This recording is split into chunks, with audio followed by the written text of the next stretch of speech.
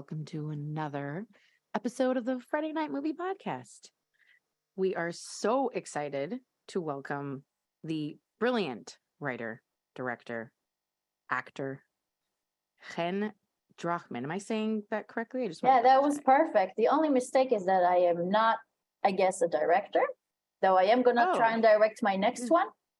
I know. It's not you. Everybody does that. I'm like, okay. Isn't it? Because I just feel like, I don't know why. You know what? That's so, do you want me to redo it, the intro? Oh, I don't care. This is actually a funny place where I talk about how this industry see the director is the end all be all, even though my bitterness will, I have a whole campaign against it. So I'm happy to But especially if you But you like the director that directed your film.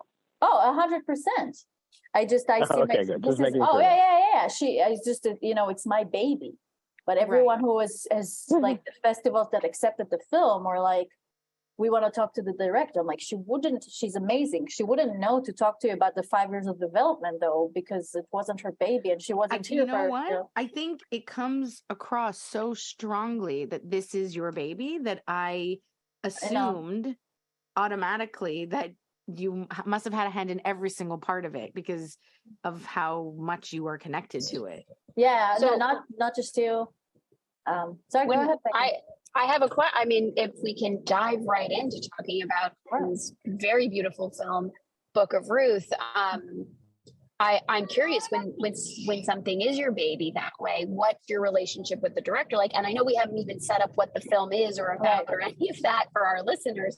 Maybe we want to do that first. But I'm very curious. Yeah, sure. I mean, I think it's a completely different world. And, I'll shout out my incredible team of the movie. Becca Ross directed the movie beautifully. Caitlin Gold produced the movie beautifully. I was the writer, executive producer, as well as a cast member. I think it's very different when you look at like a studio produced film versus independent film. I think a lot of independent filmmakers, especially like, let's call it the lower tier financially, the writer is the person who comes with the idea, so the writer is the one who pushes things to happen. In my case, I was the one who organized the live reading at the New York JCC 2.5 years into working on this. I was the one who reached out to Tova. And I was, I think, pretty much involved even when Becca came on board. That was about, I think, 8 months to a year before we started filming. So at this point, I spent 4 years with it. It will be very, very different if it's done in a studio setting. Sometimes a writer will be hired to develop someone else's idea. Someone else is the studio. Sometimes the writer comes to the studio if he already has a relationship and pitches something.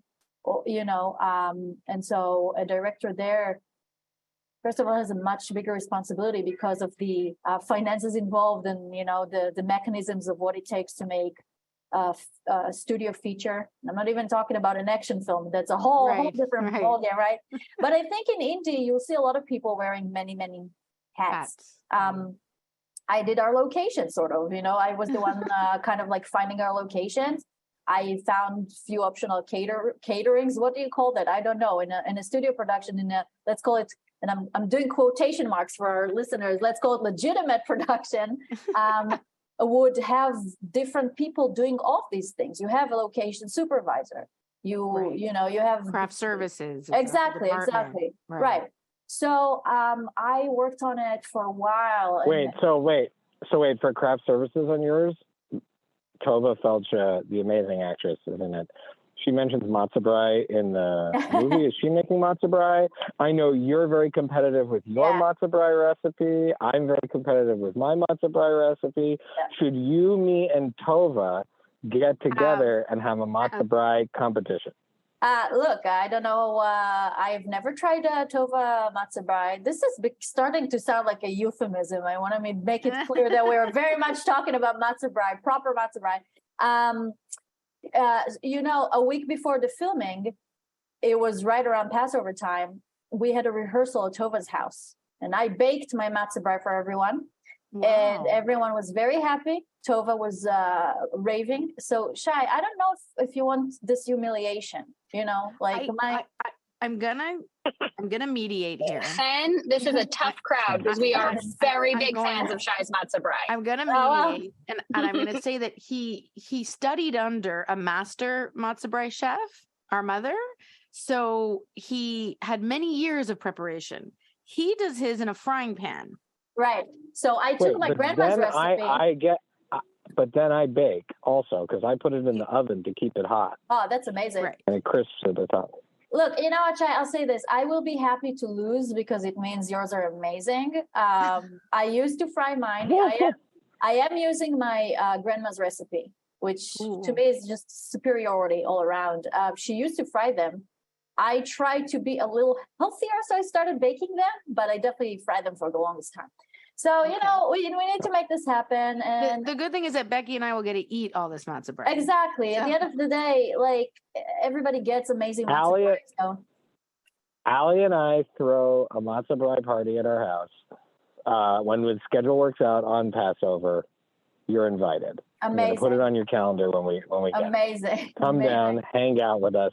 Sounds all right, great. I didn't mean to take us completely off the It's a very important topic of your brilliant film, but matzo brie is a serious topic. Well, but that's part of the authenticity of this brilliant film. So you know, if I may, I'm just going to set up the film a little bit. Sure. Everybody should go and watch it. You can get it for free on Omeleto. Am I saying that right? It's Omeleto. Omeleto. I believe. It might be Omeleto, but I just feel like it's begging me to say Omeleto.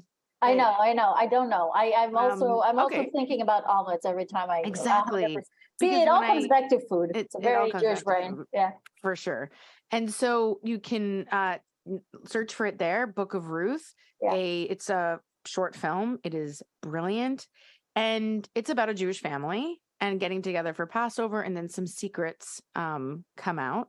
I think there has to be spoilers in this episode because otherwise I don't know how we can fully talk about it. I recommend you go and anybody who's listening, go and take 15 minutes, sit and watch it, absorb it, and then come back and listen because it's very poignant and very meaningful.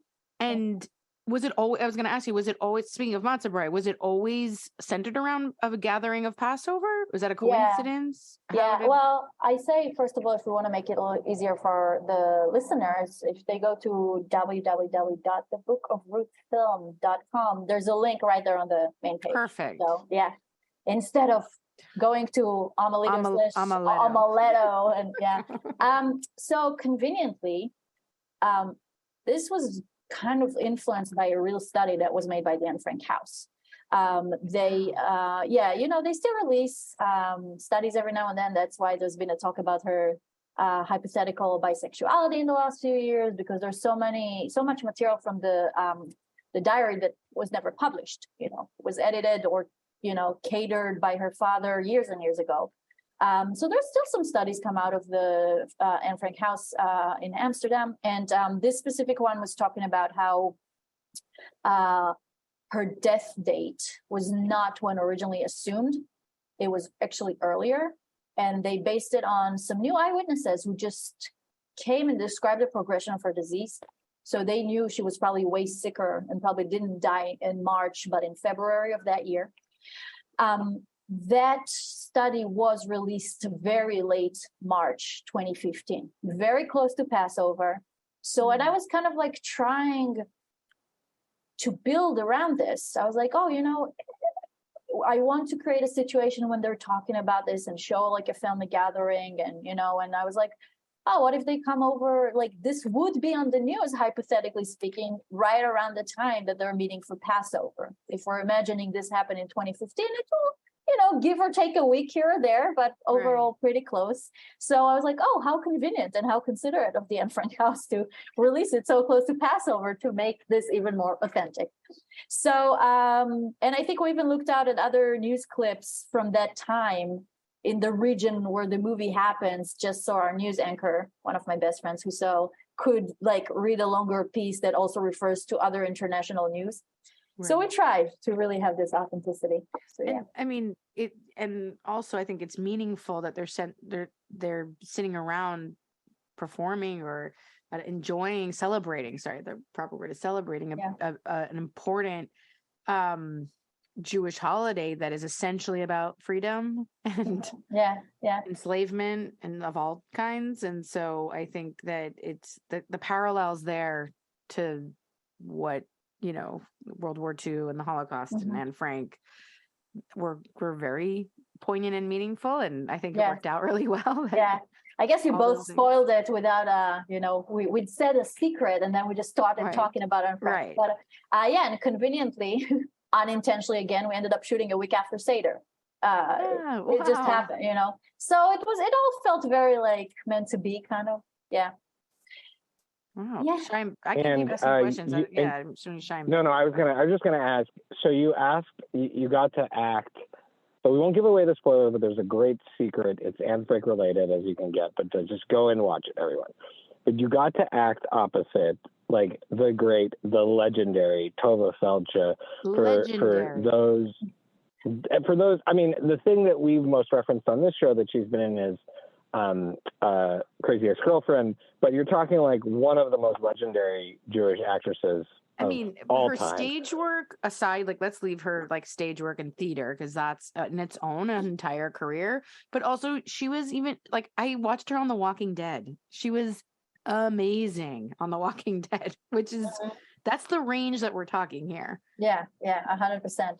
And then she got to play, I think, the president of the United States in a Canadian show, which name I'm forgetting, but I'll look it up. We love Canadian shows in our family, and so a Canadian show with Tova Feldsche as president, like that's my new favorite show. There you go. So you had to both write words that she is going to say, right? And she's said words from all of the greats, and by the way, you're going to act opposite her in those words. How do you get ready for that experience? What's that like? It's not going to sound very romantic, I guess, but like it's kind of like autopilot because I go there and I have a job to do, and when I'm writing, I don't think, and I think for a lot of people who ask me, how was the experience? I'm like, I didn't really enjoy it until after the fact, because in real time, I'm just like, okay, I have a script to write. I'm going to write the script. Okay.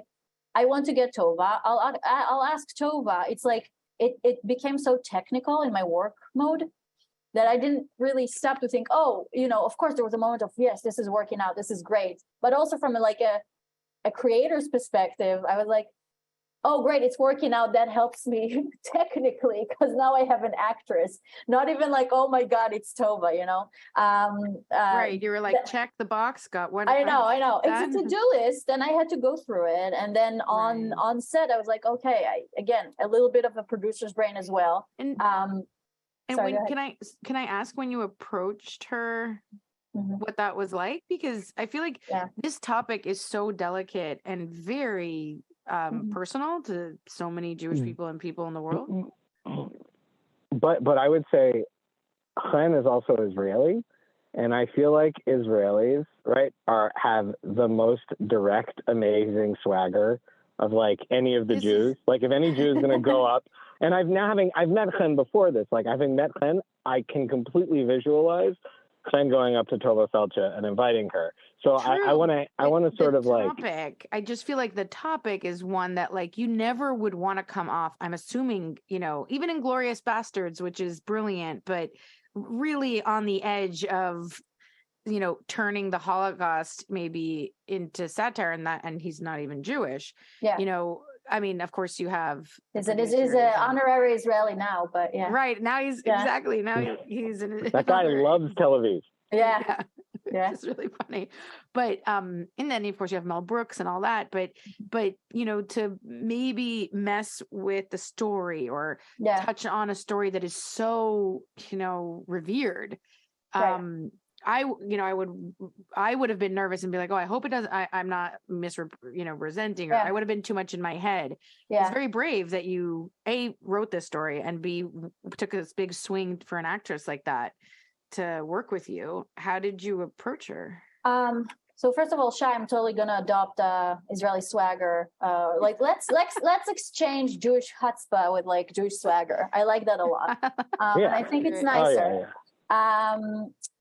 again, very technical, not like a big inspirational speech here. I think it didn't even occur to me that this could be problematic until like one guy, when I was fundraising and stuff, without reading the script, just hearing a concept of spoiler, and yes, Frank. he was like, "This is bordering on Holocaust denial." And I took it, I know, and I didn't think of it. I just thought that it would be like, rewriting something that had to do with her memory. Yeah. Could be offensive. I didn't even think of it that far. I'm actually happy that we get to talk about it, because I was like, case in point, this guy did not read the script, right? And I took it so hard because I'm a third generation. My grandpa was in Auschwitz, and when I was in 11th grade, of course, I went and visited the camps, and fighting anti-Semitism is close to my heart, and this is a growing, I don't want to call it growing passion, because it's not even about passion. It's a survival mode situation. It's a growing whatever every single day. Exactly. And wait, let me just make a quick commercial. People should follow Chen on Instagram, and she has an entire story highlight dedicated to anti-Semitism, and she says some incredibly intelligent, thoughtful things in that section. And I've copied some of it to my, anyways, everyone should check out Chen's and anti-Semitism class. Right. You know what's said about it, Shai? It's album number 3 at this point, because the other ones just ran out of room. So I have anti-Semitism 1, 2, and 3 on my highlights. I know. And thank you for doing that and for continuing to post that stuff. We definitely, that really means a lot to us. Yeah, of course. I mean, I think I wanted to do it for the longest time, and I was so afraid of like rocking the boat. And I think a lot of us are like trying to be good Jews, whatever that means, because it's so easy to identify when it comes from certain political aspects, but not so much from others. And I'm glad that the world is maybe waking up slowly, but surely, I hope. So back to our so-called Holocaust denial. Yeah, I took it very hard, and I spoke to many friends who were like, if he had read the script, he would never. And it happened again, because a friend of mine tried to connect me to a rabbi, and he said something similar. But when then he read the script, and I was like, oh, that's not it at all. I'm like, of course it's not, because. And again, delving into spoiler territory, and I guess we're just getting there. So if people want to watch the film first, maybe pause this episode and come back later. But in the best case scenario, in which, like we said, Anne potentially survived, right? In her best case scenario, she was still a Holocaust survivor.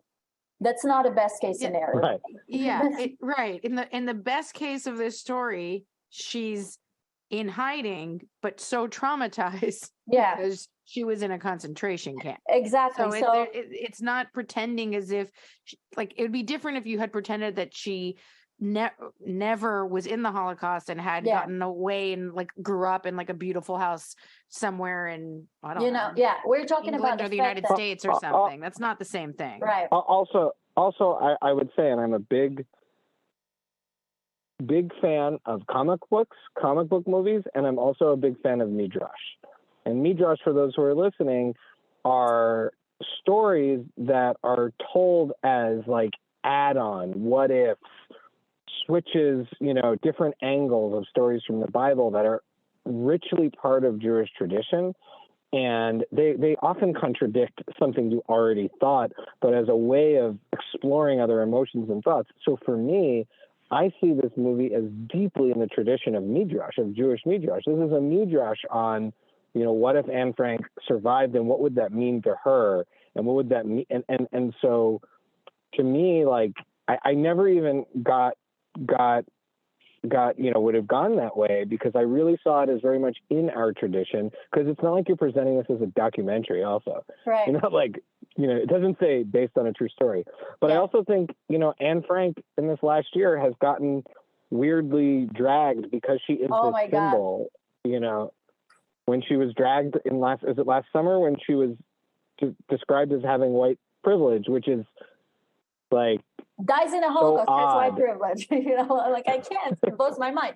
But yeah, Shai, and talked about it a little bit last week in Indianapolis, in a conversation with our now mutual friend, Mike Abrams. And I think it was a question from the audience. And it's they asked if I ever built a fictional timeline before and after the movie. And I was talking about the fact that for me, and of course I want the audience to have their own ideas, but for me, she escaped like so many after the war, came to the US, did not know her father was alive. Because so many people remember, this is not Facebook time, this is not social media time. Exactly. She's not posting hashtag survivor. Where's dad? Right. Yeah. So many people, we still hear these stories, right? Until nowadays about families being reunited all these years later, because finally through social media, their grandkids, their great grandkids. Right. So to me, in this scenario, she would just not know that would assume her father did not survive, which I think is actually a very sensible thing for someone to assume at that time, and won't find out he survived until after he released the book, because he didn't think his daughter survived, you know? And so we're putting her in this movie in the situation where this fame was kind of like forced upon her. Blessings and blessing in disguise potentially, because maybe that's how she found out her dad is still alive and, you know, reconnected behind the scenes. I'm saying there's like a lot. There's so much that and I love that you don't get into it. And I love that you never say it. It's never actually said, which is, you know, and in really great art and really great movies and film, what's not said is so often so much more powerful than all, like when they talk about everything and say everything. And it's not necessary. If you're following remotely history, you can pick up on what's happening in the movie. And it's, to me, there's a few layers to that of how the characters don't give you a lot of explanation. And, you know, the granddaughter played by you doesn't, you know, be like, so then what happened? Where'd you go? What, you know, it's not about that. And it also allows the audience to fill it in. Maybe she escaped. Maybe she hasn't been in touch with her dad. She was in touch with her dad, just no one knew about it. The book becomes so big, she kind of can't get out in front of it and live a normal life as Anne Frank. And so there's all these layers, but to me, one of the most spectacular parts of it, and I'm going to try not to cry, is just this granddaughter who can see her grandmother. We had the privilege of being very close to our grandmothers, both refugees, one from Cuba, one from what was Russia at the time, but technically Ukraine. When they were, one was a child and one was an adult as they fled their countries. And just, they were incredible women, and we had wonderful relationships with them. And seeing this granddaughter able to see her grandmother like that, and that to me was so powerful. And then adding on the top of what she's seeing is a lot, right? Like really intense. And to not have it become a gossip session where she's like asking all these questions that everybody's dying to ask is very beautiful. How measured it is. And I was going to ask you, but you do leave one nugget at the end, right, of a little extra information about Margot. And I was wondering what made you. Wait, don't give it away. That part. It's okay. We said at the top and multiple times. Okay, that's it's fair. a 15-minute movie. Stop the thing, go watch the movie and come back. Like if you're this far into this episode. Before you even ask your question, I just want to, continuing on your point, Lily. I think one of the things, what I took away from the reveal at the end is also giving back the choice, Anne Frank, or to this character, of whether or not she wants to be the face of this tragedy. Right. And this little girl, in reality, she never had a choice. That book was published, and but this character is choosing to maintain her privacy. And I found that very powerful, because not everyone who's a survivor of something, of any sort of trauma, wants to be on public display for it. And that's a very important reminder, Yeah. And we discussed this a lot, Tova and myself. And I talk about this a lot, that people react to trauma so differently, right? You're talking about your grandmothers and, seeing them, and I'm assuming, based on what you're saying, getting to talk to them about what they experienced, give or take. Some people right. Some people make it their life mission to talk about this. My grandpa sadly passed away when I was like 1 year old. I know from my mom, never wanted to talk about this, never. So, like, there's no one way to process trauma. I'm not going to judge a survivor who don't want to talk about this. I'm very grateful for the ones who do, because we need this. I think when we're thinking about the granddaughter, she's coming from in her mind a place of ideology, like, you know, you can do good with this. And the grandma is like, I lived long enough to know that it might not be the case and people might not be happy. And that was before people dragged Anne Frank over the summer. So maybe we weren't so far off.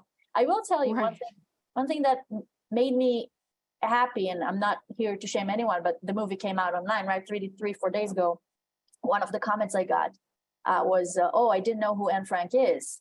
And I know, we guys are all shocked. I told my sister, she's like, how come? And I'm like, because not everywhere in the world, the Holocaust is in people's curriculums. It's you know, whether or not we agree with this is a different thing, but and when you'll see people interviewing like younger generations on the streets today and ask them how many people died during the Holocaust and be like 100,000, I'm like, okay, representation matters, as we know, but it, rather than like, sure, it was shocking, but this is one more person who now knows who she is, who didn't know before. And like, my movie did that, not even from the place of like patting myself on the shoulder, but from a kind of thank you. But I mean, like, and I'll just say that also the way you're handling that, right, like, is very graceful. And one of the things in these last few years of everybody learning hard lessons about each other's cultures, one of my mentors has given me the advice of like, be graceful with people, be gracious with them, give them grace to learn, give them space to learn. And I think that's great. Right. Because if you're like, what do you mean you don't know Anne Frank? And like shame that person. And then it's, what's the point? And your name, Chen, means grace. Right. And it is also the part of the name of your production company, Grace Dragon Productions, because Drachman, right, is dragon, right? So you are Grace Dragon Productions, and this is my segue to say, beyond Book of Ruth, you have something amazing happening, because you're working with one of our heroes, one of our favorite people, one of the people we like deeply love, a mutual friend, the great. She's always introduced as the great Janet Varney when we talk about her.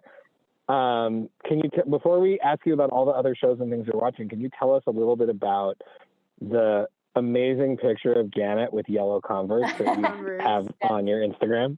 First of all, I don't know. We don't know if Janet will listen or not, but I think she'll be very happy if we mention she introduced us. I think she takes a lot of pride in that. So, That is true. She did introduce us. So we love Janet a ton. And she's got great instincts, because I feel like this was a lovely match. 100%. And I told her, since then introduced Shai to another friend, who now I understand will probably come at some point to do your podcast and vice versa. Glenn introduced me to the Cats podcast guy that we're going to do the thing with. Oh my God. That's hilarious. That's a big one. That's great. Yeah. So I told Janet, like, her like influence is now like the cycle is getting bigger, by proxy. Yeah. She was very pleased.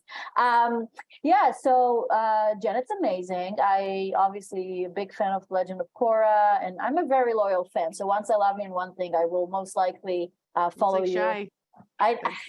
This is very much like Shai. It helps if the person in question is also very kind and lovely. So you kind of want them to succeed. A true mensch.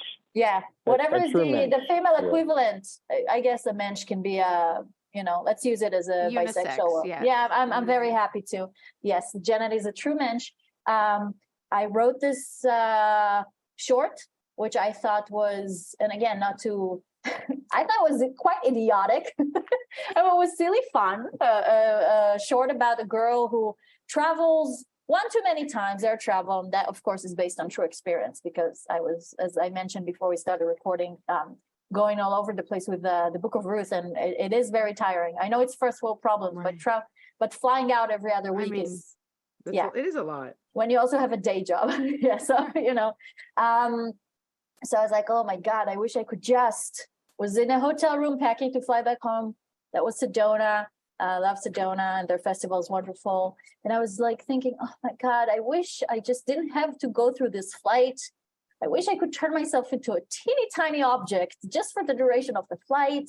And then I started like, I'll be like, I won't feel turbulence if I do that. And I won't suffer from lack of leg room. I will just like chill the entire trip, won't have to eat airplane food, won't have to go to the bathroom. And I'm like, then my mind that likes to think what ifs. I was like, oh, what would I be if I turn myself into an object? It's like, oh, I'll turn myself to like probably like a pair of shoes. I can like, again, our listeners cannot see the movement I'm doing, but basically I was like, oh, I can step.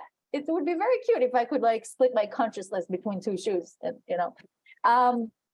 and then I was like, oh, that would be funny. And then like I'll go to the security guy and he won't look at me and I'll be like, shoes on the table, please. I'm like, but I'm already a shoe, And so all sorts of like very silly shoe puns and shoe situations came about. And like, oh yeah, blah, blah, blah. So I was like, yeah, I should write this down. Maybe there's something there. And that's how the script for But I'm a Shoe came about. And, when I write for myself usually because I'm an actress too. And this is the one thing I can control. I can't control casting directors, but I can control casting myself in my projects. And then I went to the Deep in the Heart Film Festival in Waco in July. They chose the script as one of their nominees for Best Unproduced Screenplay. And we did Thank you. Is wonderful. We did a live reading. And as I was there, I was like, oh, it might be actually realistic to film this here because I need an airport and the Waco. At this point, listen, and the lovely director of the festival was like, hey, listen, the Waco airport has 2 gates. I'm like, great. I cannot imagine this happening in JFK, And I know friends there now. This is the second time I've been back to this amazing festival. The Book of Ruth won Best Family Short there last year. I love them so much. And so there's a community that I feel like will rally behind. And then as I flew home from there, I was like, wait a minute. I know I wrote it to myself, but I actually know my favorite voice actress. So I'm like, I should ask Janet if she wants to do this. And then when I was in LA a couple of months ago, again with the Book of Ruth, Janet and I went on a little hike, and by little I mean 2 hours long during the heat wave in LA. And I was like, and this is pretty much verbatim. At this point, she knew about the idea, but I haven't asked her yet. I was like, hey, Janet, how would you feel about playing a shoe? And she's like, I'll feel great about playing a shoe. And I was like, okay, done. So nice. I know. Janet's amazing. And to go back to your question, Shai, we actually reached out to Converse. I told them, would you help us cut some costs? Do you know Janet Varney? She's going to voice one of your shoes, a yellow Converse shoe. Would you sending her a pair of shoes and like help us with the cost a little bit? And they say, okay. And so Janet, it's not easy to get a yellow Converse shoe. Is it not? No, it's not. And for the film Ready or Not, they had to paint them. Oh wow! So now I feel like we learned that, and we learned that from one of our amazing guests, Michelle Reed, who is a cosplayer and gamer, and Michelle had to paint her Converse yellow to do it, and in her research she found out it was authentic for the movie because that's what they had to do. Because also, can we just point out another moment of Israeli swagger with and just asking for stuff and. Her reaction is like, what? Like, it's hard? Like a little, like, you're just like, yeah, you just get some yellow Converse. You're amazing. Listen, I didn't know the yellow part was hard. So now I'll tell you, they actually sent Janet 2 sizes just in case. So now I feel like even bigger of an achievement. But getting their email was really hard. It's nowhere on their website. I tried their like tech support. They're like, we cannot give it to you. I'm like, what is this? The Mossad? Like, what's going on? Eventually we managed, and they were like very nice about it and very lovely. And so now Janet got it, and that's the picture you saw. That's the wonderful picture. I know, right? Janet's like, I hope you like it. I'm like, are you kidding me? I thought you were going to hold it in your hand. You're like, what are you doing? This is amazing. It's a wonderful picture. Plus the shirt that she's wearing. I know. It looks great. The colors are great. Can always count on her for stuff like that. Yeah. Grace Dragon Productions on Instagram. You can see that picture. So, Chen, you have established that you have amazing taste.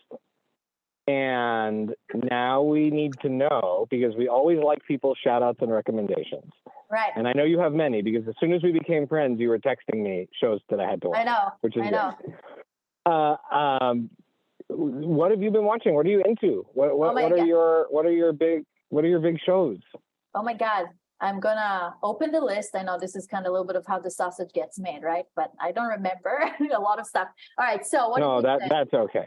Okay, so let's talk about high school, right? Because here are 2 things they're going to love about this. A, it's queer. B, it's Canadian. So I'm sure I'm talking to the right people here. I love this. I love this. So high school. Okay, so Tegan and Sarah, right? Canadian duo, has been in the business for like 20 years now, identical Right. twins, very awesome. So as I established, it's hard for me to kind of like absorb content through audio. I'm a huge fan of music. I studied musical theater. People think when I tell them I don't listen much to music is that I hate music. That's their take. I love music. It's just hard for me to work with music. So I have my favorites and I go back to them. So, you know, with Tegan and Sarah, I'm not one of the people who grew up with them. I heard about them after I moved here. Also, as a member of the LGBTQ community, I just thought their whole thing is just cool. So I always knew like their most famous songs.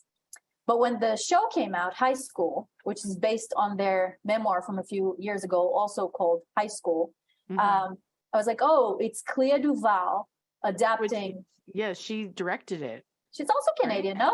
Is she? No, I don't think she's Canadian, but listen, nobody can be perfect, you know? Exactly, but she wrote it and directed it, which is yes.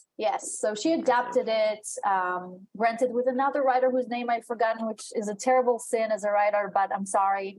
But she wrote it with Sarah Quinn and Tegan. Well, that's Quinn. Sarah. Yeah, Tegan and Sarah and Laura Kittrell. Yeah, that's the name that I forgot. Thank you for that. So, you know, it follows their years before becoming the band that they are today. I thought it was really interesting. They're talking about how this is the time when they found their love to music by accident. This is the time that they were starting to deal with the fact that they were both gay. And they weren't close. They were at each other's throats constantly, except for when they were playing music. And they're like, you know, it's breaking a lot of things that people think about twins. Right. I thought it was great. It actually made me, and their new album's amazing. So Chen went, Chen did something she doesn't do very often. Listen to the whole album. I was like, oh my God, every single song is so great. So I highly recommend Cry Baby. They're touring with it now. I think they're going to be in Vancouver at the very end of the month with it. And I went to read their book, which was excellent. So I guess this is a triple recommendation. But the show is great. I think, you know, a lot of people have said that, but I'll say it again. Just like Legend of Korra, would have been very helpful for me as a kid growing up to see, you know, these queer coming out stories and the twins that are playing them have never acted before, worked at a pizza place in Fresno, and they found them on TikTok, and Clea thought they lost their minds, but they're great. And it adds so much authenticity because these girls are like discovering themselves. So I really, and Kobe Smulders, who's like Canada's pride. Love National Kobe treasure. Smulders. I know. I was the hardest core fan of Stumptown. There you go. I love Stumptown. Ugh. Gone too soon. I love Stumptown. I can't believe it. That is true. I was agree too. She plays their mom. So it's really, really great. I highly recommend. And it was, you know, it's all the episodes are free on Amazon, not just for Prime members. They have this, I guess, service called, Freebie. Yeah. So what used to be the IMDb channel. Or whatever that was. Yes. Now so it's available for everyone. I just finished last night, actually, Abbott Elementary, which for some reason I keep calling Abbott Academy. Show. Yeah. I feel like it's, you know, it's a soul sister of Parks and Recreation, which I love so much, that optimism. So do we. Yeah. So really recommend it. Love it. What else? Complete, you know, the opposite would be that I just finished the most recent season of The Handmaid's Tale. And I have to say, you guys, do it. I understand, but also Canadian, originally Canadian. I know. Yeah. We had to read it in school. I had to read it like 3 times. Well, I'm reading the Testament now, and it's pretty great, actually. Oh, yeah? I find ways to cleanse, right? This is why, Handmaid's Tale, I'll watch Abbott Elementary after. But this season I thought was very strong. I think with the exception of the first, I think it's their best season, and it's rare for shows. They are smart to recognize that the most interesting dynamic for the viewers are, June and Serena. So that you get that nuggets, never enough. But I have a feeling, without spoiling too much, we'll get more of that in the next season. But it's great that they put so much emphasis on them this season. And I guess the last thing that I just started is the new season of The Crown. Not bad. I think it's the second to last. I personally am a fan of the show. We're catching up to the present. So. I know. It's a little awkward now, but And yeah, that's about it. If we're talking about like a non-new recommendation, and that's the one I told Shai and Becky they have to watch Harley Quinn, the animated show, and and animated series. Yeah, and I'll tell you this: it's no longer taboo to say that Janet's going to be in an episode coming out. I saw she was listed on IMDb with it now, so we can talk about the fact that Janet's going to be in an upcoming episode. Oh, yeah, so very cool. You have to catch up. She's also the character's Jewish, and they mention it. And even though we love to see Jewish women played by Jewish women, she's played by an actor who I've become a huge fan of Kaylee Cuoco, who I had no idea who she was. I called her Katie Cuoco, like when my mother mixes up actors' names, for a year. But I loved The Flight Attendant. I thought that was such a cool show, and I love that she's in Harley Quinn. So I gotta watch that. And I'll tell you, as amazing awesome. As amazing as Harley is, my love of this show is Lake Bell as Poison Ivy. Just perfection. Oh, I love Lake Bell. That's awesome. Lake Bell is so great. I'm a huge fan. Love her. That's wonderful. Okay, I'll go on some of my recommendations now. First of all, by the time this episode comes out, assuming CD Baby doesn't screw us up, Howie and I, aka What Does It Eat, will have our new record out on Tuesday, November 15th. And our music video, I say loosely, but our music video is for the song Scraps, which is a song Howie wrote for his friend's dog. And the entire video is friends who sent us home videos of their dogs. So even if you're not interested in the song, and to somebody else's dog too. I didn't even my dog, and then I added someone else's. Lily, you sent me a video of someone's dog chewing on their kid's butt, and it is 100% in. I knew it would be. But it also, speaking of Janet, it also includes appearances by both her dogs, Jasper and Whit. But are they wearing the bandana Becky got them? Is the question. No, I don't think. No, I don't think so. So you mean the single bandana bought for two dogs to share? Yeah. The single bandana. Just go to what? Very thoughtful. Very thoughtful. You're gonna have one present and share it. Just go to whatdoesiteat.com or go to all of our socials. It'll be up. I continue my effort of reading. I feel like I need to update people on my reading. Sorry. Ken has really given us an understanding of how you interact with media and mediums, and how you feel about listening to things is how Shai feels about reading anything. Then I'm very proud of you of making the effort. Okay. I've committed this year that I'm going to read more, and I'm going to be reading graphic novels and comic books because I do enjoy them. And I am reading AWA Studios' The Resistance Universe, The Origins, which is a trade paperback that will also have come out by the time this episode drops, that you can get at your comic book stores and other places online. It includes, it's the first issue of all of the comics in their shared universe. So if you're someone like Lily that loves backstory and wants the setup for everything, it's really good. But also, it allows you to jump. It's like a sampler packet. It's really, really cool. You get a little section of this different universe. So anyways, I highly recommend that. I'm watching Andor, the Star Wars show. I am 8 episodes in, and it is finally officially good. But it took a lot of energy for me. Like, I have a lot of questions about just how time is passing in this show. Like, I can't recommend it, but at the point that I'm at, I will say it is some of the best all the way through. It's some of the best acting in all of Star Wars. It looks and feels different, which I think is really cool and refreshing.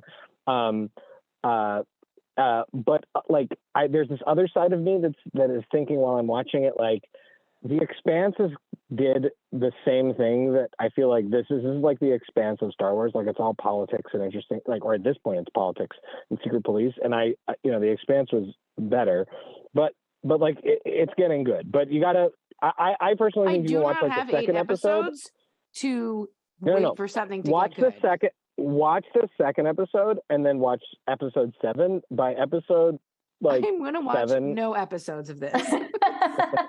I feel about this show how you feel about listening to podcasts and you feel about reading. Oh man, I will say the parallels between Han and Shai are astounding because Are you're not the astounding. same person, because there are some like Shai's not watching The Crown, let's be honest. But Right. I just sort of feel like the array of recommendations, the absolute inability to consume a particular type of media. The two of you have just certain parallels that are, it's like if Shai We were sick made, one time, we were yeah, we'll have Len step we were in one made to be time for friends. you if you're not available. It'll be an easy flow. Well, we were made to be friends. Okay, so White Lotus season 2 started it. Amazing. Mike White's a genius. Last night, you want to hear some found money? Allie and I, the show Blockbuster is already on Netflix. Randall Park, Melissa Fumero, and it's about people working in the last Blockbuster, and it's like a workplace comedy. And it was That sounds amazing. delicious dessert. And this cast sounds superb. Yeah. Yeah, delicious dessert at the end of the day, like just delicious. So that's good. That's my big one. All right, Lily, over to you. What do you watching? Because I am on the last episode of Under the Banner of Heaven, and woof, I couldn't sleep last night. That's a good show. Oh wow, that's a good show. That is your kind of show, Lily, isn't it? Woof, yeah, and it gives the history of a community and a religion that I thought I knew a bunch about, and I would also say it's probably not like people in the LDS are probably not going to say this is the definitive history of their religion. I'm right, and it's about the Mormon community and then the fundamentalist Mormon community, and I'm sure it doesn't represent, but I think that's what's really interesting. It shows people who are very dedicated to their religion, but live traditional lives and part of society or whatever, and then how it can be distorted in the past and in the present of the 80s, because it takes place by extremists, by fundamentalists, and as Jews, we're very familiar with that happening in our religion. So what are you talking about? There's a certain amount. Yeah, what do you under the what are you talking about? I'm like fundamentalists. Yeah. And the shame, it's about a specific crime or crimes, but the shame that when something near your religion happens and it's a tragedy, the shame that you carry with you and feel when you didn't go and do that thing. But if somebody uses your identity, part of your identity in that name or in that vein, how responsible and how shameful it is when you're just trying to go about your business and be a devout person to this cause or whatever. And that's also really, I think anybody who's ever, even like if you're an atheist, it's really interesting because they so much believe in this God. But my husband is very much an atheist, and it doesn't matter because we live in a society where there's religion. So believing God aside, you can see how it's very intense how people are connecting to this particular religion in this place where everybody is like, most people are like them. And it takes place in Utah, which is where most of the Mormons are. And so based on it, it's a true story, and it's really intense. Andrew Garfield, I feel like they were like, okay, we need an actor who can look like he's almost going to cry the entire season, but only cry at the end. They're like, can you? And he was like, guys, I've got this. I can almost cry for 6.5 episodes, and then I can cry. He's so good because at everything he does. He's so good because he's also literally almost always about to cry. So he's like on the edge of crying. And he's but it's also Russell Wyatt Russell, just kidding. I don't know why I switched his name. Wyatt Russell. No, that's another mom move. That was good. Yeah. Mom would exactly do that. Who's the progeny of But she would call him, but mom would call him Russell Quaid. Russell Quaid, right? But no, he's the progeny of the great Kurt Russell and Goldie Hawn, and he knocks it. Oh my God, goes from one extreme to another in this show. I didn't know that. That Wyatt Russell is their kid? Yeah, and I just feel like a huge light bulb went off and everything makes sense now. I'm Googling stuff now. This is wild. Google, and he's Kate. I'm so happy I showed up today. That's amazing. That makes so much sense. Oliver Hudson's half brother. They're his half siblings. Yeah, Wyatt Russell is so incredibly talented. So good, and he's brilliant in this role. And then the not Hemsworth, God, I'm blanking on his name. Becky's favorite. Becky's favorite. Why am I blanking on Not his name?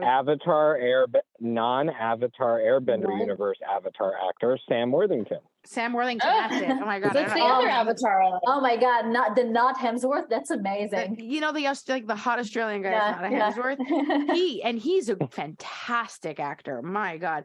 Also was like, oh, I guess he's going to be the bad guy because he's the other great actor in this show when we first started watching it. And I was like, no, just watch because Wyatt Russell's amazing. And the other cop that is partners with Andrew Garfield, who's played by a Native American actor. So there's a tension of the two, you know, it was amazing cultures. It's very intense though. And I do really recommend it because it's also like an interesting true story about the US. Sounds great. About this thing that happened in the United States. And then to pair that up, I'm deep into The Vow, which is about a insane cult that recently I feel horrible loving this show as much as I do. It's so insane how much footage they have, how many episodes I put into this. Like, I feel like I could have gotten some sort of degree with the amount of time I have spent on this show. And the hours I put into it, but it's riveting. Andor could use a few reveals like The Vow. Which is on HBO. Under the Banner of Heaven is on Hulu, by the way. This is on HBO, and it's just fascinating. Again, human nature, watching how people got distorted and hooked and into this whole thing. I was in a culture once, so I was in a culture once. Well, the past. Shai and I are about to start a second podcast just on cults. Then call hit me up. The Past, which was on Hulu, starring Aaron Paul. Oh. Yeah. Oh. And Michelle Moynihan and Hugh Dancy and Wow. How was that? It was a hippie cult, so of course, you know, they wanted me to their vegan hippie cult. I was a cult member, and I started as a background on it, and like I was there for a whole season as a feature background, and then I got to be in 3 episodes, which was great. And that's really cool. Yeah. We have to check that out, Shai. Shai, we have to check that out right now. Shai and I are like a little bit obsessed with cults, so that's definitely up. They're fascinating. And then to balance all this out, like Ken was saying, you got to have a little balance. At night, I have been watching. I'm almost done, and I'm sad. Crazy Ex-Girlfriend. Oh, I have just like a few episodes left, and I feel like I'm in such a sweet spot in that show because the characters have evolved enough that you're really enjoying where they've gotten to. And I do find the title of that show very unfortunate, but the show itself is just pure magic. And you did musical theater, so you probably, you know, can connect with it more, but I'm not that into musical theater. And, besides Cats, of course. And so other than that, and it's not like my like big thing, but it's just such a great, like it's someone's hugging your heart. Yeah. And the show it has some dark episodes too, but it's really so excellent. And you got some Tova screen time. I did. And I get to see her be just phenomenal in her role. So yeah, those are mine. Becky? All right, Becky. All right. So I don't have a lot. I'm not going to lie. You've been traveling. I've been traveling. We were visiting my husband's family. So I didn't, do a ton of watching. I did read I read 2 graphic novels.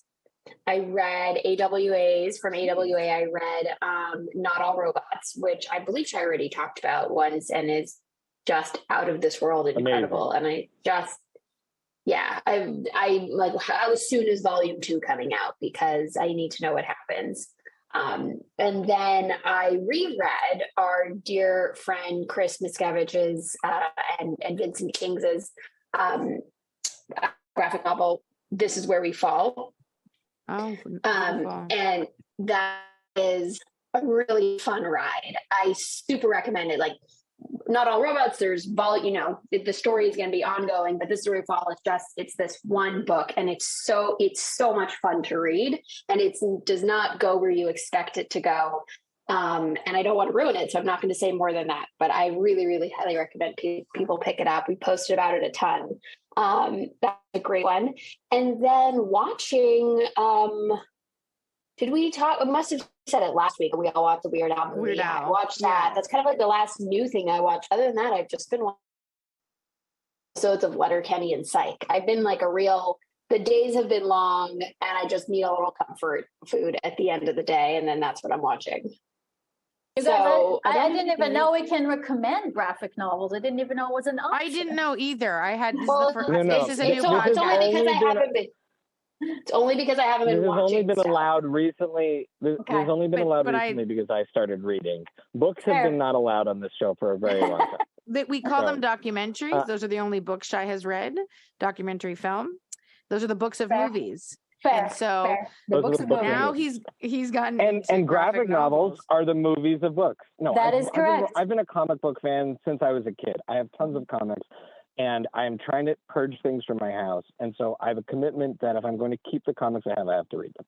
Okay, as we wrap, Chen Drachman, writer and star of The Book of Ruth, which everyone should be watching on the Book of Ruth film.net. .com. The Book of Ruth film.com, or Omeleto or Omeleto, depending on how you pronounce it, on YouTube. You can Google that it and is go a- see I've the heard movie, it. but also get a recipe for making omelets. I've heard it both ways. Yeah. It's beautiful. I've heard it both ways. Amelito also put out the Shabbos Goy, which is one of our other favorite Jewish shorts. And then Grace Dragon Productions has this amazing film coming about the shoe, starring the great Janet Varney. What else do you want to plug? What else should people follow you on? I guess I should say I'm also working on a Hanukkah romantic comedy, but leave it at that, just because I know we're. Okay. And Oh we my can stay. God. We guys can stay on and chat after, but I will Okay. only say. Sorry, Shai? If there was ever a need Oh, no, I in the was gonna say, market, and there was ever a hole in the market. Yeah, and it's it'll be a this. good one. It'll be a good one. I hope so. I will only say, because I'm very proud of the title, it's called The Night Before the Other 7 Nights. So, that's the only thing I want to say. Yeah, I mean, That's really funny. you look for Chen Drachman everywhere, you'll find it. I use the handle Shokoshik, which is a bad joke that I still enjoy. It's SHOKOSHIK. And that's everywhere. I hardly go on Twitter anymore, but hey, Twitter's gonna die soon anyway. So It's over. yeah. Which is like I'm not being political about this. I think a world where we have one less social media thing to check isn't so bad. Especially if it's this one, which is like I don't know. Right. Lily and Becky, where can people follow you? Well, You can follow. That's one place. Well, I'll let Lily. Lily, you announce it. so you can follow us now together, because before we didn't really have a place for you to follow us, at FNM Sisters on Instagram. That is our account. We seem to share interesting podcast news and things that we eat or bake. That seems to be it's a brand new account. So we have yet to share our dogs That's great. and places we go. So The dog drop reveal will be coming. yes, the dog drop will be coming for sure. And thank you so much to Chen. Thank you to Lily and Becky. This was so fun. Lily, do you want to do the show closing, or do you want me to do it? I mean, when you do it, it's pretty funny. Oh gosh. Okay. You can follow us at Fright Night Movie on Instagram and Twitter, even though Twitter is garbage.